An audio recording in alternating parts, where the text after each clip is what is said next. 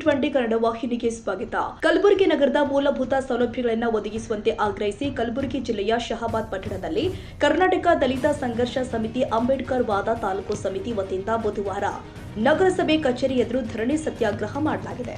ಶಹಾಬಾದ್ ನಗರದ ವಿವಿಧ ವಾರ್ಡ್ಗಳಲ್ಲಿ ಕುಡಿಯುವ ನೀರು, ರಸ್ತೆ ಚರಂಡಿ ಹಾಗೂ ಬೀದಿ ದೀಪಗಳಂತಹ ಮೂಲಭೂತ ಸೌಲಭ್ಯಗಳ ಕೊರತೆ ಇದೆ ಅಂತ ಸಮಿತಿಯ ಸದಸ್ಯರು ಆರೋಪಿಸಿದ್ದಾರೆ.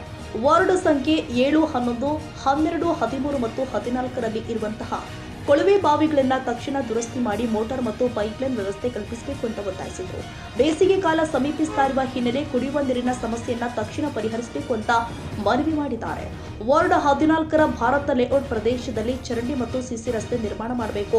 ಚರ್ಚಿನಿಂದ ಸತೀಶ್ ಗೋಪಾಳ ಮನೆಯ ತನಕ ಹಾಗೂ ಅಲ್ಲಿಂದ ಮೊಹಮ್ಮದ್ ರಫೀಕ್ ಮನೆಯ ತನಕ ಸಿಸಿ ರಸ್ತೆ ಮತ್ತು ಚರಂಡಿ ವ್ಯವಸ್ಥೆ ಕಲ್ಪಿಸಬೇಕು ಅಂತ ಆಗ್ರಹ ಮಾಡಲಾಗಿದೆ. ನಗರದ ನೀರು ಶುದ್ಧೀಕರಣ ಘಟಕದಿಂದ ಸಮರ್ಪಕವಾಗಿ ನೀರು ಸರಬರಾಜು ಆಗ್ತಾ ಇಲ್ಲ. ಕೇವಲ 2 ದಿನಕ್ಕೊಮ್ಮೆ ಮಾತ್ರ ನೀರು ನೀಡಲಾಗ್ತಾ ಇದೆ. ಇದನ್ನ ಸರಿಪಡಿಸಿ ನಿರಂತರವಾಗಿ ನೀರು ಪೂರೈಸುವ ವ್ಯವಸ್ಥೆ ಮಾಡಬೇಕು ಅಂತ ಸಮಿತಿಯ ಸದಸ್ಯರು ಒತ್ತಾಯ ಮಾಡಿದರು. ಇದೇ ವೇಳೆ ಪರಿಶಿಷ್ಟ ಜಾತಿ ಮತ್ತು ಪಂಗಡದವರಿಗೆ ನೀಡಬೇಕಾದ ಕಂಪ್ಯೂಟರ್ ತರಬೇತಿ, ಅಂಗವಿಕಲರ ದ್ವಿಚಕ್ರ ವಾಹನ ಸೇರಿ ಹಲವು ಯೋಜನೆಗಳ ಅರ್ಜಿಗಳು ವರ್ಷಗಳಿಂದ ಬಾಕಿ ಇರುವುದನ್ನು ಕೂಡ ಸಮಿತಿಯ ಗಮನಕ್ಕೆ ತಂದಿತು. ನಿಜವಾದ ಫಲಾನುಭವಿಗಳಿಗೆ ಸೌಲಭ್ಯಗಳನ್ನು ಒದಗಿಸಬೇಕು ಅಂತ ಮನವಿ ಮಾಡಿದ್ದಾರೆ. ನಗರಸಭೆ ವ್ಯಾಪ್ತಿಯ ಉದ್ಯಾನವನಗಳ ಅಭಿವೃದ್ಧಿಗೆ ಬಿಡುಗಡೆಯಾದ ಅನುದಾನಗಳ ಬಗ್ಗೆ ಸಂಪೂರ್ಣ ಮಾಹಿತಿ ಕೊಡಬೇಕು. ಜೊತೆಗೆ ನಗರಸಭೆಯಲ್ಲಿ ನಡೀತಾ ಇರುವಂತಹ ದಲ್ಲಾಳಿ ವ್ಯವಹಾರಗಳನ್ನು ತಡೆಯಬೇಕು ಅಂತ ಆಗ್ರಹ ಮಾಡಲಾಗಿದೆ. ಎಲ್ಲ ಬೇಡಿಕೆಗಳನ್ನು ಈಡೇರಿಸುವಂತೆ ಆಗ್ರಹಿಸಿ ಸಮಿತಿಯವರು ಶಹಾಬಾದ್ ತಹಸೀಲ್ದಾರ್ ಮುಖಾಂತರ ಕಲಬುರಗಿ ಜಿಲ್ಲಾಧಿಕಾರಿಗಳಿಗೆ ಮನವಿ ಪತ್ರ ಸಲ್ಲಿಸಿದರು. ಸಂಕೇತಿ ಧರಣಿ ಮುನ್ಸಿಪಾಲಿಟಿಯನ್ನು ಹಾಕಿಕೊಂಡಿದ್ದೆವು. ಮೂಲಭೂತ ಸೌಕರ್ಯಕ್ಕಾಗಿ ಈ ಹೋರಾಟವನ್ನು ಎಮ್ಮಿಕೊಂಡಿದ್ದೆವು. ಸಾರ್ವಜನಿಕರು ಏನಪ್ಪ ಮುನ್ಸಿಪಾಲಿಟಿದಾಗ ಏನಪ್ಪ ಅಂದ್ರೆ ಮೂಲಭೂತ ಸೌಕರ್ಯವಾದ ಲೈಟ, ನೀರ, ರೋಡು, ಅನೇಕ ಸಮಸ್ಯೆಗಳನ್ನು ಇಲ್ಲಿ ಶಹಾಬಾದ್ ಇದ್ರಾಗದ. ಈ ಶಹಾಬಾದ್ ಇದ್ರೊಳಗೆ ಏನಪ್ಪ ಅಂದ್ರೆ ಕಾರ್ಪೊರೇಷನ್ದಾಗ ಏನಪ್ಪ ಅಂದ್ರೆ ಭ್ರಷ್ಟಾಚಾರ ಅಂತ ಮಿತಿ ಮೀರಿ ಹೋಗ್ಯದ. ಸರಿಯಾದ ಸಮಯಕ್ಕೆ ಅಧಿಕಾರಿಗಳು ಒಬ್ಬರು ಸಿಬ್ಬಂದಿಗಳು ಕೆಲಸಕ್ಕೆ ಬರಲ್ಲ. ಈಗ 12 ಗಂಟೆ ಆದರೂ ಒಬ್ಬರು ಅಧಿಕಾರಿಗಳು ಇಲ್ಲ ಇದರೊಳಗೆ ಆಫೀಸ್ ಒಳಗೆ. ಈಗೇನಪ್ಪ ಅಂದ್ರೆ ಗಂಜಿ ಏರಿಯಾದಾಗ ರೋಡ್ ಇದ್ದಲ್ಲೇ ರೋಡ್ ಮಾಡ್ಲಾಕತ್ತಾರ. ಫಿಲ್ಟರ್ ನೀರು ಅಂತ ಹೇಳ್ತಾರೆ, ಫಿಲ್ಟರ್ ನೀರು ಬರಲ್ಲ. 24 ಗಂಟೆ ಅಂತ ಹೇಳ್ತಾರೆ, ಯಾವುದೂ ನೀರು ಸೌಲಭ್ಯ ಇಲ್ಲ. ಸರ್ಕಾರ ಸೌಲಭ್ಯ ಯಾವುದೂ ಕೊಡಲಾಗ್ಯದ ನಮಗೆ. ಅದಕ್ಕೆ ಹೋರಾಟ ಮಾಡಾಕತ್ತೀವಿ ನಾವು. ನಮ್ಮ ಕರ್ನಾಟಕದ ದಲಿತ ಸಂಘರ್ಷ ಸಮಿತಿ ಅಂಬೇಡ್ಕರ್ ವಾದ ತಾಲೂಕು ಸಮಿತಿ ವತಿಯಿಂದ ನಾನು ಸುಭಾಷ್ ಠಾಕ್ರೆ, ತಾಲೂಕು ಸಂಚಾಲಕರು. ಶಹಾಬಾದ್ ನಗರದಲ್ಲಿ ಮೂಲಭೂತ ಸೌಕರ್ಯಗಳು ಕೊರತೆ ಬಹಳಷ್ಟಿವೆ. ಆದರೂ ಈ ನಗರಸಭೆಯನ್ನು ಸ್ಪಂದಿಸುತ್ತಿಲ್ಲ. ಅದೇ ರೀತಿಯಾಗಿ ವಾರ್ಡ್ ನಂಬರ್ 11, 12, 13ರಲ್ಲಿ ತುರ್ತು ಪರಿಸ್ಥಿತಿಯಲ್ಲಿ ಆ್ಯಂಬ್ಯುಲೆನ್ಸ್ ಆಗಲಿ ಯಾವುದೇ ವಾಹನಗಳನ್ನು ಬರಲು ವ್ಯವಸ್ಥೆ ಇರುವುದಿಲ್ಲ. ಕೂಡಲೇ ನಗರಸಭೆಯನ್ನು ಈ ನಮ್ಮ ಕುಂದುಕೊರತೆಗಳನ್ನು ಗಮನದಲ್ಲಿಟ್ಟುಕೊಂಡು ಸ್ಪಂದಿಸಬೇಕೆಂದು ತಮ್ಮಲ್ಲಿ ಮನವಿ ಮಾಡಿಕೊಳ್ಳುತ್ತೇನೆ. ಒಂದು ವೇಳೆ ಇದೇ ನಮ್ಮ ಮನವಿಯನ್ನು ತಿರಸ್ಕರಿಸಿದರೆ ಮುಂದೆ ಬರುವ ದಿನಗಳಲ್ಲಿ ಸರದಿ ಉಪವಾಸ ಆಗಲಿ, ಅನಿರ್ದಿಷ್ಟ ಉಪವಾಸ ಸತ್ಯಾಗ್ರಹವಾಗಲಿ ಕೈಗೊಳ್ಳುತ್ತೇವೆ ಎಂದು ನಾನು ಹೇಳುತ್ತೇನೆ. ಕರ್ನಾಟಕ ದಲಿತ ಸಂಘರ್ಷ ಸಮಿತಿ ಜಿಲ್ಲಾ ಸಂಘಟನಾ ಸಂಚಾಲಕ ಪ್ರೊಫೆಸರ್ ಇವತ್ತಿನ ಈ ಒಂದು ಸಾಂಕೇತಿಕ ಧರಣಿ ತೆಗೆದುಕೊಳ್ಳುವ ಕಾರಣ ಏನಂತಂದರೆ, ನಗರಸಭೆ ಇಲಾಖೆಯಲ್ಲಿ ಆಗುವಂಥ ಭ್ರಷ್ಟಾಚಾರ, ಸಾರ್ವಜನಿಕರ ಸಮಸ್ಯೆಗಳಿಗೆ ನಿರ್ಲಕ್ಷ್ಯತೆಯನ್ನು ತೋರುವುದನ್ನು ಖಂಡಿಸಿ ಇವತ್ತಿನ ದಿನ ಈ ಒಂದು ಕಾರ್ಯಕ್ರಮವನ್ನು ಹಮ್ಮಿಕೊಂಡಿದ್ದೇವೆ. ಈ ಕಾರ್ಯಕ್ರಮದಲ್ಲಿ ಪ್ರಪ್ರಥಮವಾಗಿ ಆನ್ಲೈನ್ ಖಾತಾ ಕಾಪಿಯನ್ನು ಸಾರ್ವಜನಿಕರು ಕೇಳಕ್ಕೆ ಹೋದರೆ ಅಥವಾ ರಿನ್ಯೂವಲ್ ಮಾಡೋಕ್ಕೆ ಹೋದರೆ ಇಲ್ಲ ಸಲ್ಲದ ದಾಖಲೆಗಳನ್ನು ಕೇಳುವ ಮುಖಾಂತರ ಅವರನ್ನು ಅಲೆದಾಡಿಸುವಂಥ ಕೆಲಸ ಮಾಡ್ತಾ ಇರುವಂಥ ನಗರಸಭೆ ಆಯುಕ್ತರಾಗಿರ್ಬೋದು, ಅದಕ್ಕೆ ಸಂಬಂಧಪಟ್ಟಂಥ ಅಧಿಕಾರಿಗಳಾಗಿರ್ಬೋದು, ಅದನ್ನು ಈ ಕೂಡಲೇ ನಿಲ್ಲಿಸಬೇಕು ಅಂತ ನಾವು ಈ ವೇದಿಕೆ ಮುಖಾಂತರ ಒತ್ತಾಯವನ್ನು ಮಾಡ್ತಾಯಿದ್ದೇವೆ.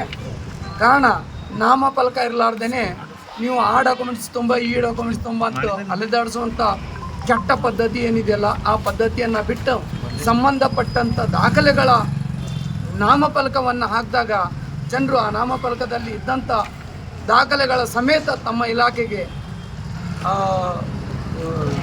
ಮುಟೇಷನ್ ಆಗಿರ್ಬೋದು ಅಥವಾ ಆನ್ಲೈನ್ ಖಾತಾ ಕಾಪಿ ಆಗಿರ್ಬೋದು ತಗೊಳ್ಳೋಕೆ ಅನುಕೂಲತೆ ಆಗುತ್ತೆ ಅಂತ ನಮ್ಮ ಮಾತನ್ನು ಅವ್ರ ಗಮನಕ್ಕೆ ಇದ್ದರೂ ಕೂಡ ನಿರ್ಲಕ್ಷ್ಯ ವಹಿಸ್ತಾ ಇರೋದನ್ನು ನಾವು ಖಂಡಿಸ್ತಾ ಇದ್ದೇವೆ. ಹಾಗಾಗಿ ಅದಲ್ಲದೆ ಬೀದಿ ನಾಯಿಗಳ ಕಾಟ ಹೆಚ್ಚಾಗಿದೆ ಶಾಬಾದ್ನಲ್ಲಿ. ಪ್ರತಿದಿನ 1 ರಿಂದ 5 10 ಜನರಿಗೆ ನಾಯಿ ಕಚ್ಚುವಂಥ ಕೇಸ್ಗಳು ನಮ್ಮ ಸಮುದಾಯ ಆರೋಗ್ಯ ಕೇಂದ್ರ ಶಾಬಾದ್ಗೆ ದಾಖಲೆಗಳನ್ನು ಆಗ್ತಾ ಇವೆ. ಅದನ್ನು ಒಂದು ಸ್ವಲ್ಪ ಎಚ್ಚೆತ್ತುಕೊಂಡು ನಗರಸಭೆಯವರು ಅದನ್ನು ಬೀದಿ ನಾಯಿಗಳನ್ನು ನಿಯಂತ್ರಣ ಮಾಡುವಂಥ ಕೆಲಸಕ್ಕೆ ಕೈ ಹಾಕಬೇಕು ಅಂತ ಈ ವೇದಿಕೆ ಮುಖಾಂತರ ಒತ್ತಾಯ ಮಾಡ್ತಾ ಇದ್ದೇವೆ. ಜೊತೆಗೆ ಕುಡಿಯುವ ನೀರಿನ ಸಮಸ್ಯೆ, ಬೇಸಿಗೆ ಭಾಳ ಅತಿಯಾದಂಥ ಬೇಸಿಗೆ ಇದೆ. ಹಾಗಾಗಿ ಕೆಲವು ವಾರ್ಡ್ಗಳಿಗೆ ನೀರಿನ ಬಹಳ ದೊಡ್ಡ ಸಮಸ್ಯೆ ಇದೆ.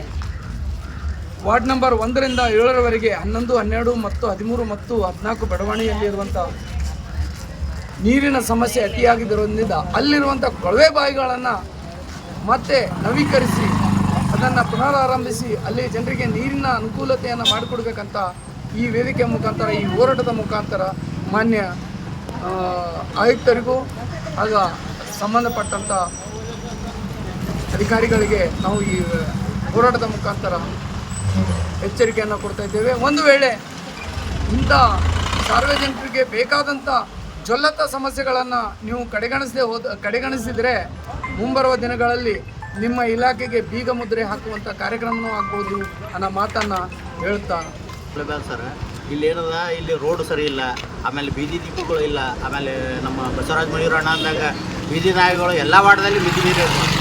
ಆಮೇಲೆ ಏನಾರ ಅಂದ್ರೆ ಅನುದಾನ ಇಲ್ಲ, ಅದು ಇಲ್ಲ, ಇದು ಇಲ್ಲ ಅಂತಾರೆ. ಈಗ ನೋಡ್ರಿ 12 ಗಂಟೆ ಆಯಿತು, ಯಾರೂ ಬಂದೇನೇ ಇಲ್ಲ, ಸ್ಪಂದಿಸ್ತಾನೇ ಇಲ್ಲ ಇಲ್ಲಿ ನಗರಸಭೆ ಇದ್ರೊಳಗೆ. ಆದರೆ ಮುಂದಿನ ದಿನಗಳಲ್ಲಿ ಇದು ಆಗಲಿಲ್ಲ ಅಂದ್ರೆ ನಾವು ಇದಕ್ಕಿಂತ ಭಾಳ ಉಗ್ರ ಹೋರಾಟ ಮಾಡಿ ಶಾಸಕರಿಗೂ ಮುತ್ತಿಗೆ ಹಾಕಿ ಇದು ಮಾಡ್ತಿದ್ದೀವಿ. ಅದರ ಧನ್ಯವಾದಗಳು. ಇಷ್ಟು ಹೇಳಿ ನನ್ನ ಮಾತು. 2022 ಮತ್ತು 23 ಸಾಲಿನಲ್ಲಿ 5% ಅನುದಾನದಲ್ಲಿ ಅಂಗವಿಕಲರಿಗೆ ಒಂದು ಅರ್ಜಿಯನ್ನು ಆಹ್ವಾನ ಮಾಡ್ತಾರೆ. ಆ ಅರ್ಜಿಯಲ್ಲಿ ಅಂಗವಿಕಲರಿಗೆ ನೀಡಬೇಕಾದಂಥ ದ್ವಿಚಕ್ರ ವಾಹನ ಮತ್ತು ಅನಾರೋಗ್ಯಕ್ಕೆ ಸಂಬಂಧಪಟ್ಟಂಥ ವಿಷಯ ಆಗಿರ್ಬೋದು, ಮತ್ತು ಲ್ಯಾಪ್ಟಾಪ್ ಆಗಿರ್ಬೋದು, ಉನ್ನತ ಶಿಕ್ಷಣ ಬಗ್ಗೆ ವಾಸ ಮಾಡ್ತಾರಂಥ ಅವರಿಗೆ ಕೂಡ ಸೌಲಭ್ಯ ಕೊಡೋದಾಗಿರ್ಬೋದು. ಆದರೆ 2022-23 ಯೋಜನೆ ಇನ್ನೂ ಕೂಡ ಅಂಗವಿಕಲರಿಗೆ ನೀಡಿಲ್ಲ. ಇದ್ರ ಬಗ್ಗೆ ನಾವು ನಗರಸಭೆ ಪ್ರಶ್ನೆ ಮಾಡಿದಾಗ ನಗರಸಭೆ ಅಧಿಕಾರಿ ಹೇಳ್ತಾರೆ, ಸರ್ಕಾರದಿಂದ ದುಡ್ಡೇ ಬಂದಿಲ್ಲ ಅಂತ ಹೇಳ್ತಾರೆ. ಸರ್ಕಾರದಿಂದ ದುಡ್ಡೇ ಬಂದಿಲ್ಲ, ನೀವು ಬೇಕಾದರೆ DD ಆಫೀಸ್ಗಳು ಗಮನಿಸಿ ಅಂತ ಹೇಳ್ತಾರೆ. ನಾವು DD ಆಫೀಸ್ಗೆ ಎರಡು ಸರ್ತಿ ಲೆಟ್ರ್ ಕೊಟ್ಟಿವಿ. ಆ ಲೆಟ್ರ್ ಪ್ರಕಾರ ಅವ್ರು ಏನು ಹೇಳಿದ್ದಾರೆ ಅಂದರೆ, ನಗರಸಭೆಯಿಂದ ನಮಗೆ ಯಾವುದೇ ರೀತಿಯ ಮಾಹಿತಿ ಬಂದಿಲ್ಲ, ಯಾವುದೇ ಅರ್ಜಿ ಕೂಡ ನಮ್ಮಲ್ಲಿ ಬಂದಿಲ್ಲ ಅಂತ ಅಲ್ಲಿ ಅಧಿಕಾರಿಗಳು ಹೇಳ್ತಾರೆ. ಇಲ್ಲಿ ಅಧಿಕಾರಿಗಳು ಇವರು ಬಂದು ನಾವು ಕೇಳಿದ್ರೆ ಸರ್ಕಾರದಲ್ಲಿ ದುಡ್ಡು ಇಲ್ಲ ಅಂತ ಅಂಗವಿಕಲರಿಗೆ ಪದೇ ಇದೇ ಸುಳ್ಳು ಹೇಳಿ ತಿಳಿಸ್ಕೊತಾ ಬಂದಿದ್ದಾರೆ. ಅದ್ರ ಸಲುವಾಗಿ ನಾವು ಇವತ್ತು ಅಂಗವಿಕಲರು ಸುಮಾರು ದಿವಸ ನಾವು ನಗರಸಭೆಯಲ್ಲಿ ಪ್ರತಿಭಟನೆ ಮಾಡಿದ್ದೀವಿ. ಮತ್ತು ಅವರ ಅಧಿಕಾರಿ ಗಮನಕ್ಕೆ ತಂದರೂ ಕೂಡ ಯಾವುದೇ ರೀತಿ ಈ ಸರ್ಕಾರ, ಈ ನಗರಸಭೆ ಆಡಳಿತ ಮಾಡ್ತಂಥ ಕಾಂಗ್ರೆಸ್ ಸರ್ಕಾರ ಆಗಿರ್ಬೋದು ಮತ್ತು ಅಧಿಕಾರಿಗಳು ಕಣ್ಣು ಮುಚ್ಚಿ ಕುಂತಿದೆ. ಅಂಗವಿಕಲರಿಗೆ ಯಾವುದೇ ರೀತಿ ಸರ್ಕಾರದಿಂದ ನೀಡಬೇಕಾದಂಥ ಸೌಲಭ್ಯವನ್ನು ಕೊಟ್ಟಿಲ್ಲ. ಈಗಾಗಲೇ ಸುಪ್ರೀಂ ಕೋರ್ಟ್ ಆದೇಶ ಇದ್ದರೂ ಕೂಡ 5% ಅಂಗವಿಕಲರಿಗೆ ಮೀಸಲಿಡಬೇಕಾದಂಥ ಹಣವನ್ನು ಕೂಡ ಅದು ನಗರೋನ್ನತ ಯೋಜನೆಯಲ್ಲಿ ಇಟ್ಟಿದ್ದಾರೆ. ಆದರೆ ಅದು ಇಡಬಾರ್ದು. ಅದು ಸರ್ಕಾರ ಆದೇಶ ಇದ್ದರೂ ಕೂಡ ಇವರು ಕಾನೂನು ಬಹಿರ ಮಾಡಿ ಆ GB ಮೀಟಿಂಗಲ್ಲಿ ಇಡಿಸಿದ್ದಾರೆ. ಇದ್ರ ಬಗ್ಗೆ ನಾವು ಪ್ರಶ್ನೆ ಮಾಡಿದ್ರೆ ಯಾರು ಕೂಡ ಅಧಿಕಾರಿಗಳನ್ನು ನಮ್ಮ ದಾರಿ ತಪ್ಪಿಸಿದರೆ ಮತ್ತು ದಿಕ್ಕು ತಪ್ಪಿಸಿ ನಮ್ಮನ್ನು ದುಡ್ಡನ್ನು ಕೊಳ್ಳೆ ಹೊಡೆದಂಥ ಕೆಲಸ ಈ ನಗರಸಭೆ ಮತ್ತು ಈ ರಾಜ್ಯದಲ್ಲಿರ್ತಂಥ ಕಾಂಗ್ರೆಸ್ ಸರ್ಕಾರ, ಈ ಕೂಡು ಸರ್ಕಾರ ಇದ್ದಿರ್ಬೋದು. ಅಂಗವಿಕಲರ ಹಣ ಕೂಡ ಇವರು ಬಿಡ್ತಿಲ್ಲ ಅಂದರೆ ನಾಚಿಕೆ ಬರಬೇಕು ಈ ಸರ್ಕಾರಕ್ಕೆ, ಈ ನಗರಸಭೆಗೆ ಅಂತ ನಾವು ಹೇಳ್ತಾ ಇವತ್ತು ಸಮಸ್ತ ಅಂಗವಿಕಲರು ಮತ್ತು ಕರ್ನಾಟಕ ದಲಿತ ಸಂಘರ್ಷ ಸಮಿತಿ ಮತ್ತು ಶಹಾಬಾದ್ ನಾಗರಿಕರು ನಾವು ಎಲ್ಲರೂ ಸೇರಿ ಇವತ್ತು ನಾವು ಒಂದು ದಿವಸ ಧರಣಿಯನ್ನು ಮಾಡಿದ್ದೀವಿ. ಮುಂದೆ ಬರತಂಥ ದಿನದಲ್ಲಿ ಇದ್ರ ಬಗ್ಗೆ ಕೂಡಲೇ ಪರಿಹಾರ ನಮಗೆ ಸಿಗಲಿಲ್ಲ ಅಂದರೆ ನಾವು ಬರತಂಥ ದಿನದಲ್ಲಿ ಜಿಲ್ಲಾಧಿಕಾರಿ ಮುಂದೆ ನಾವು ಬೃಹತ್ ಪ್ರತಿಭಟನೆ ಮತ್ತು ಧರಣಿ ಮಾಡಿದಂಥ ಅಂಗವಿಕಲ ಹೋರಾಟ ಸಮಿತಿಯಿಂದ ನಾವು ಎಚ್ಚರಿಕೆಯನ್ನು ನೀಡ್ತೀವಿ.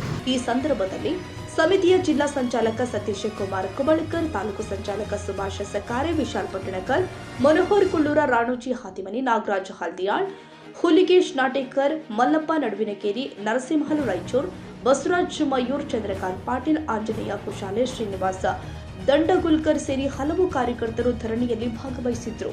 ಶಶಿಕಾಂತ್ ಮಡಿವಾಳ, TV20 ಕನ್ನಡ, ಕಲಬುರಗಿ.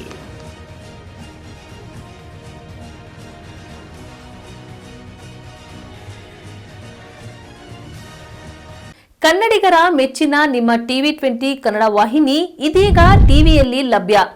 ಕರ್ನಾಟಕ ಮತ್ತು ದೇಶ ವಿದೇಶದ 360 ಡಿಗ್ರಿ ಸುದ್ದಿ ವಿವರವನ್ನ ಪಡೆಯುವುದಕ್ಕೆ ಟಿವಿ 20 ವಾಹಿನಿಯನ್ನು ಲೈಕ್ ಮಾಡಿ, ವಿಡಿಯೋಗಳನ್ನು ಶೇರ್ ಮಾಡಿ, ಕಮೆಂಟ್ ಮಾಡಿ, ಸಬ್ಸ್ಕ್ರೈಬ್ ಮಾಡಿ.